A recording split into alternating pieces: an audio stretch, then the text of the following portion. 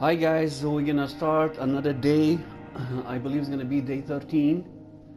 I'm gonna try to break the videos into day and night.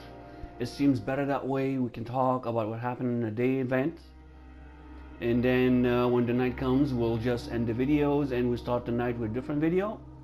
I found this to be better for explaining the events and what's happening in the daytime. Sometimes the 10 minutes they give you in the game time, which is 12 hours, is not enough to cover everything. So if it gets shorter, like say if I cover everything in 5 minutes and then I can combine the day and night in one video. But until then, there's so much to cover to explain to you guys the tricks and tips that I found valuable when I first played this game. I didn't know anything basically. I had no idea what I was doing.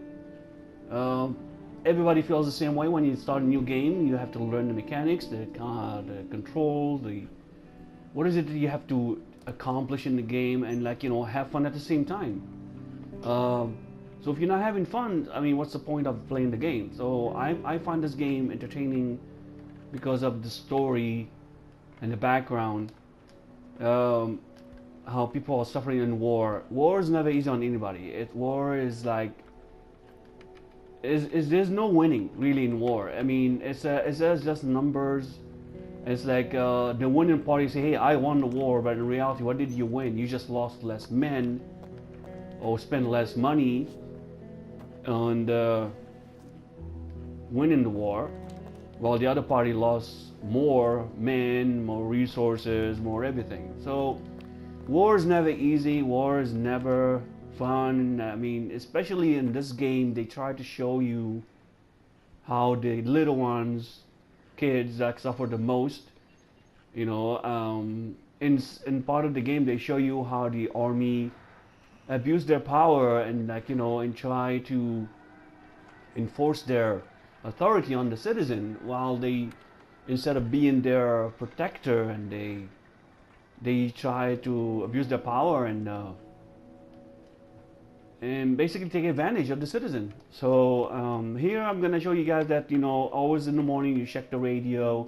If it's cold, get your temperature up to 58 degrees, which is comfortable.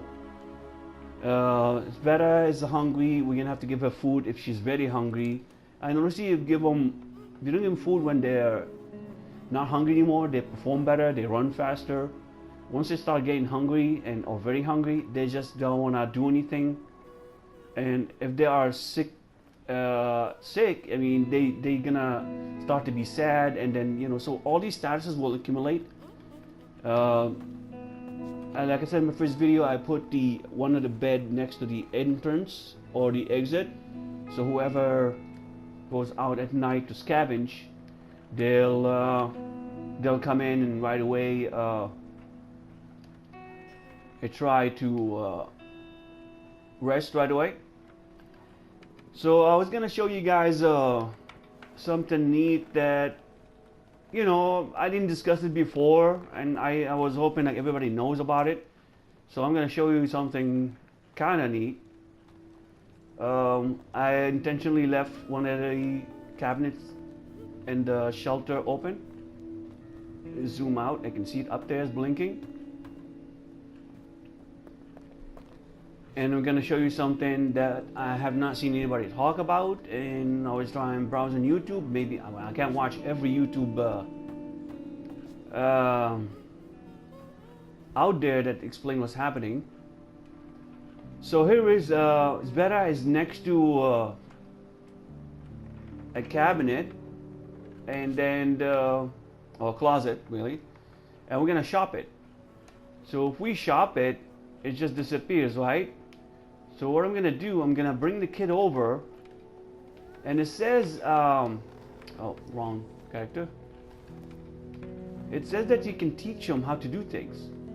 So I'm gonna have the Ivano get closer to Sveta and see if he can learn how to do this. Now he might not be able to because he's not strong enough to do it. So here it is. You see, I wish I was older, I could do everything. So he cannot chop this. And then Zveta will shop it now. So I'm gonna have him go down, and for the purpose of showing you guys what he can and cannot do. So the children can do things, but not everything. So I'm gonna have him wait here. So, well, okay, and so I say, hey, I like to learn how to use this. So we're gonna go ahead and bring Zveta over. And there you guys run around. I mean, they don't stand still anywhere. So I'm gonna have Zveta sleep because she's tired. And you can see Arica now is not tired anymore. So she's energetic, she's ready. And then I'm gonna start the cooking. You notice on the bottom, I didn't discuss this before, you can exit, make, and teach. So I want to experiment with that. I believe you're gonna lose more items if you do that. So we're gonna test that theory right now. So you can see I'm gonna use just one meal, and it's gonna produce 2 cooked food. It's gonna use meat, vegetables, 6 water, and 2 firewood.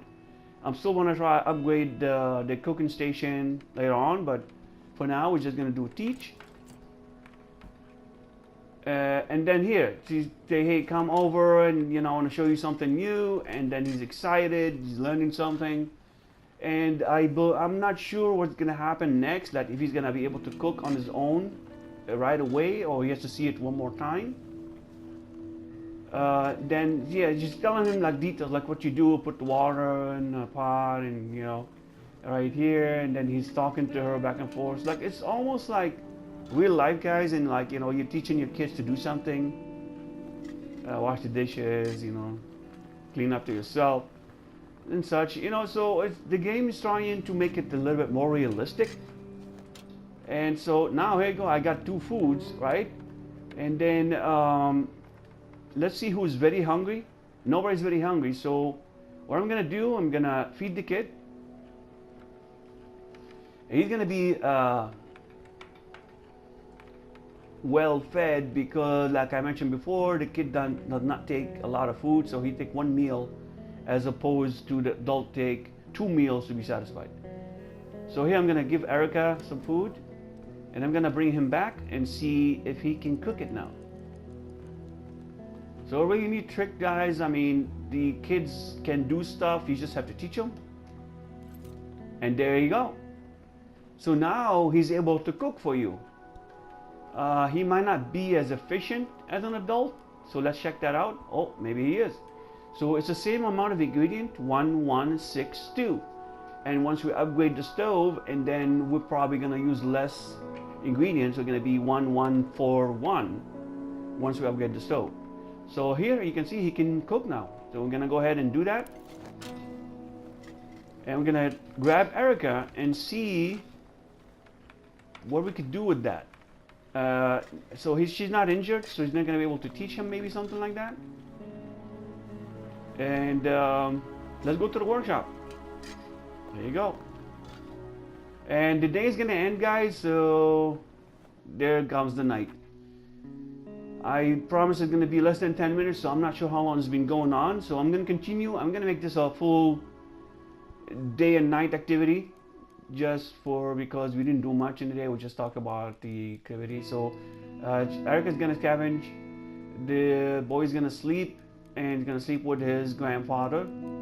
And then we need to guard, so we're gonna let Zveta guard. And then remember last episode we talked about what's gonna happen to your percentage, right? So you notice right now in the shell cottage it says 100%.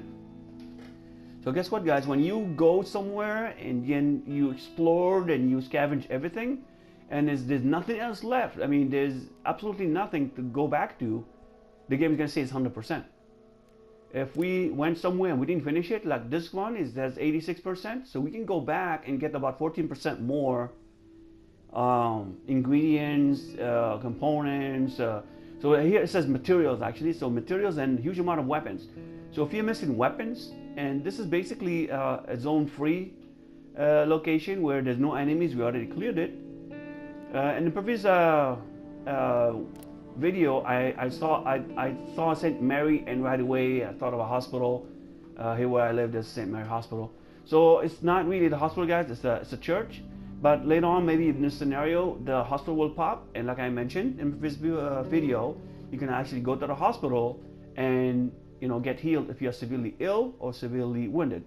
In this case, this is a St. Mary Church. You can go there and trade with them. There's a priest there that has opened up a place to heal people. Now, a different scenario where this area get invaded by one of the militias, and they take it at their home and they started doing bad things. They destroy the entrance, and you're gonna see like different scenario where when you go there, you're gonna see it different. Like the entrance is closed, you have to climb up the ladders and stuff to get inside, and a lot of damage inside, burning. So the game tried to make it a little more realistic depending on the scenario. So this one I haven't been to that place, so none of them I have visited. So you see there's no visited. So the visited, the supermarket, that's 33%. And you can see there's still some food, some material, some meds, weapons, and parts. Quiet House we haven't visited. So I'm gonna repeat myself again, and then we're just gonna go somewhere we haven't visited before. And then I'm gonna show you once you visit it, and then on the top right corner, it's gonna tell you visited this child cottage a day ago, and it's 100% complete, so you don't need to go back. And this one is 86%. We visited 2 days ago. The supermarket we've been there 3 days ago. That's where we murdered the soldier and